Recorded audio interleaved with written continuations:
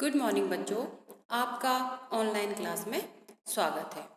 आज हम कक्षा 3 की हिंदी व्याकरण पुस्तक पंखुड़ी का पाठ 5 लिंग का अध्ययन करेंगे।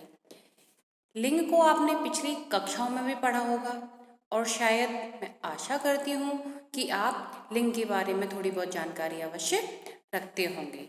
ठीक है बच्चों, तो आज हमारा पाठ है लिंग। सबसे पहले मैं आपको लिंग की परिभाषा बता देती हूँ कि लिंग की परिभाषा क्या होती है। शब्द के जिस रूप से उसके स्त्री या पुरुष जाति के होने का बोध होता हो उसे लिंग कहते हैं। ठीक है, ऐसे शब्द जिनसे उसके स्त्री या पुरुष जाति का होने का बोध होता है, बोध का मतलब पता लगता है, उसे हम क्या कहते हैं, उसे लिंग कहते हैं। ठीक है बच्चों, और लिंग दो प्रकार के होते हैं, एक स्त्रीलिंग होता है और एक पुल्लिंग होता है। तो बच्चों आज हम अपना पाठ 5 लिंग का अध्ययन करेंगे। ठीक है, अब आप अपनी पुस्तक में देखिएगा, चित्रों के नीचे लिखे वाक्यों को पढ़िए और उनके अंतर को समझिए। आपकी पुस्तक में चित्र दे रखे हैं। पहला चित्र है, उसमें एक दादा और दादी जी हैं और दूसरे चित्र में एक घोड़ा और एक घोड़ी है। लेकिन इनमें हम अंतर कैसे पता करेंगे, इन सब बातों को अभी हम पढ़ेंगे। अब जो चित्र हैं उनके नीचे कुछ वाक्य लिखे गए हैं। पहला वाक्य है, दादाजी अखबार पढ़ रहे हैं और दादी जी सोफे पर बैठी है। ठीक है, ये पहले वाक्य हो गए। अब जो दूसरा चित्र है उसके जो वाक्य हैं उनको देख लेते हैं। घोड़ी दौड़ रही है, घोड़ा घास चर रहा है। ठीक है बच्चों, ऊपर के वाक्यों में दादाजी तथा घोड़ा पुरुष जाति के शब्द हैं। आपको पता है ना कि दादाजी क्या है, पुल्लिंग है, और घोड़ा क्या है, पुल्लिंग है। तो दादाजी और घोड़ा क्या हो गए, पुरुष जाति के शब्द हो गए। इसी प्रकार दादी जी तथा घोड़ी स्त्री जाति के शब्द हैं। ये सभी शब्द क्या हैं, लिंग हैं। तो बच्चों समझ में आया आपको कि लिंग क्या होता है, कैसे हम स्त्रीलिंग और पुल्लिंग को समझ पाते हैं। ठीक है, सभी संज्ञा शब्द स्त्री या पुरुष जाति की पहचान कराते हैं। ठीक है, जो संज्ञा शब्द होते हैं, संज्ञा आपने पढ़ी है। ठीक है, जो संज्ञा शब्द होते हैं वो क्या करते हैं, हमें स्त्री या पुरुष जाति की पहचान कराते हैं। अब ये एक फॉर्मेट दे रखा है आपकी, इससे मैं आपको समझाने की कोशिश करूंगी कि लिंग क्या होती है। लिंग की परिभाषा मैंने अभी भी बताई थी, लेकिन एक बार मैं आपको पुनः बता रही हूँ। स्त्री या पुरुष जाति का ज्ञान कराने वाले शब्द को लिंग कहते हैं। ठीक है, लिंग दो प्रकार के होते हैं, पहला होता है पुल्लिंग और दूसरा होता है स्त्रीलिंग। अब पुल्लिंग क्या होता है, जो शब्द पुरुष होने का बोध कर रहे हैं। ठीक है, कैसे शब्द, जो शब्द पुरुष होने का बोध कर रहे हैं वो क्या कहलाते हैं, पुल्लिंग कहलाते हैं। जैसे राजा, लड़का आदि, ये क्या है, पुल्लिंग शब्द है। इसी प्रकार स्त्रीलिंग क्या होता है, जो शब्द स्त्री होने का बोध कराएं, स्त्रीलिंग कहलाते हैं। जैसे रानी, लड़की आदि। तो यहाँ तक आपको समझ में आया। चलो फिर हम आगे बढ़ते हैं। दादाजी सोफे पर बैठी है और घोड़ा घास चर रहा है। ये सारी चीजें पता चल गई थी कि घोड़ा क्या है, पुल्लिंग शब्द है, और दादी जी क्या है, स्त्रीलिंग शब्द है। ठीक है, तो क्या होता है, अब परिभाषा हम देख चुके हैं, लेकिन आपकी पुस्तक में दे रखी है, तो एक बार इसको भी हम पढ़ लेते हैं। स्त्री या पुरुष जाति की पहचान कराने वाले शब्दों को हम लिंग कहते हैं। और बच्चों इस परिभाषा को आपको याद करना है। ठीक है, अब आते हैं लिंग के भेद। जैसा कि अभी मैंने पूर्व में आपको बताया था, लिंग के दो भेद होते हैं, एक होता है पुल्लिंग और एक होता है स्त्रीलिंग। अब पुल्लिंग क्या होता है और स्त्रीलिंग क्या होता है, इसका अध्ययन हम विस्तार रूप में पढ़ेंगे। सबसे पहले पढ़ेंगे हम पुल्लिंग। पुरुष जाति का बोध कराने वाले शब्द पुल्लिंग कहलाते हैं। समझ में आया, कैसे शब्द जो हमें बताते हैं कि ये पुरुष है तो वो क्या होंगे, पुल्लिंग शब्द होंगे। जैसे शेर, अध्यापक, राम, मोहन, पंखा, ये सब कैसे शब्द हैं, पुल्लिंग शब्द हैं। ठीक है बच्चों, अब आता है जिन शब्दों के अंत में अ, आव, पा, क, त्व आते हैं वे पुल्लिंग होते हैं। जैसे पिता, लोटा, चढ़ाव, बुढ़ापा, नायक, मनुष्य, ये आदि। ये कैसे शब्द हैं? इनसे हम जो अ है, आव है, पा है, क, त्व, इनसे क्या होगा, हमें पहचान होगी कि ये कैसे शब्द पुल्लिंग शब्द हैं। ठीक है। अब है स्त्रीलिंग।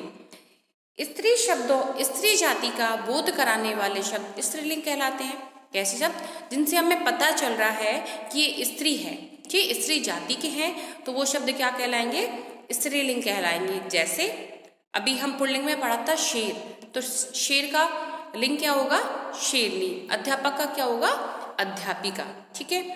जिन शब्दों के अंत में ई, आवट, इया, ता, आई, आहट आते हैं वे स्त्रीलिंग होते हैं। ठीक है।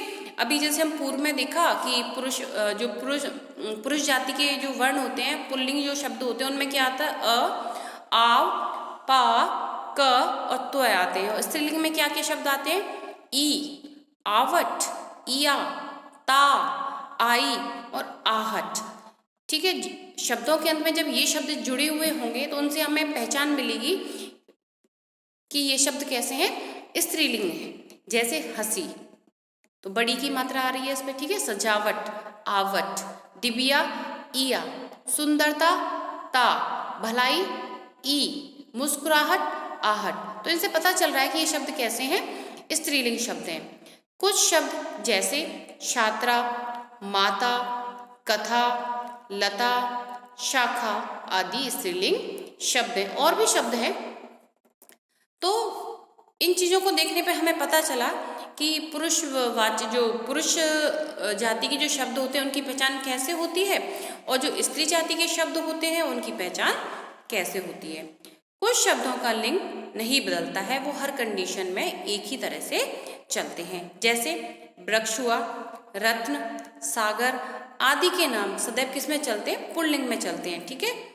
भाषा, झील, किताब आदि के नाम सदैव स्त्रीलिंग में रहते हैं। ठीक है। तो ये दोनों पॉइंट हैं, इनको आपको याद करना है कि वृक्ष, रत्न, सागर आदि के नाम हमेशा किस में चलते हैं? पुल्लिंग में चलते हैं। और भाषा, झील, किताब आदि के नाम हमेशा किस में चलते हैं? स्त्रीलिंग में चलते हैं। आइए कुछ शब्दों के पुल्लिंग और स्त्रीलिंग रूप जान लेते हैं। अब आप अपनी पुस्तक में देखिए, तो एक तरफ पुल्लिंग शब्द दे रखे हैं, एक तरफ स्त्रीलिंग शब्द दे रखे हैं। ठीक है। अब पुल्लिंग शब्द है लड़का, तो इसका स्त्रीलिंग शब्द क्या होगा? लड़की। पिता का क्या होगा? माता। भाई का होगा बहन। दादा, दादी। नाना, नानी। पुत्र, पुत्री।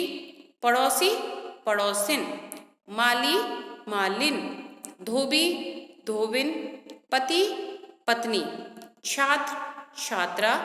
मोर, मोरनी। हाथी, हथिनी। चूहा, चूहिया। श्रीमान, श्रीमती।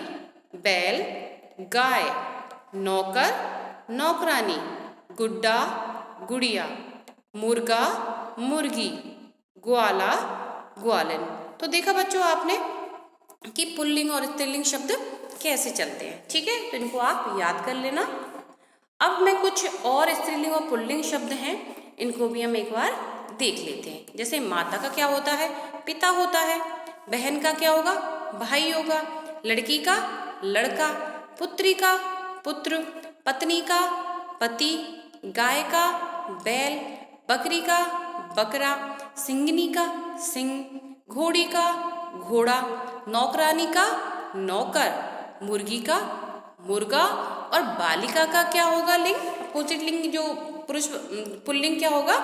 बालक होगा। तो ठीक है, आपको समझ में आया कि किस प्रकार स्त्रीलिंग शब्द और पुल्लिंग शब्द का पता चलता है। तो बच्चों आपका पाठ यही समाप्त हो जाता है कि आज हमने उसकी परिभाषा देखी, उसके भेद देखे और उसके भेद के बारे में थोड़ा सा डिटेल में पढ़ा, और हमें पता चला कि पुल्लिंग शब्द की पहचान कैसे होती है और स्त्रीलिंग शब्द की पहचान कैसे होती है। अब हम इस पाठ में जो हमने पढ़ा है उसको एक बार रिकॉल कर लेते हैं, उसको हम एक बार रिवाइज कर लेते हैं। ठीक है। पुरुष या स्त्री जाति का बोध कराने वाले शब्द लिंग कहलाते हैं। ठीक है, इसको आपको याद करना है। जिन शब्दों से स्त्री जाति का बोध हो वे शब्द स्त्रीलिंग, और जिनसे पुरुष जाति का बोध हो वे शब्द पुल्लिंग कहलाते हैं। ठीक है, ध्यान रखने वाली बात है, इसको अच्छे से याद करिएगा।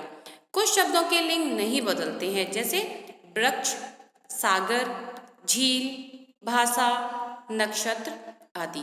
ठीक है बच्चों, मैं आशा करती हूँ कि यह पाठ आपको अच्छे से समझ में आ गया होगा। आपका जो वर्क है वह PDF के ज़रिए आएगा, तो अपने होमवर्क को अच्छे से अपनी कॉपी में करना है।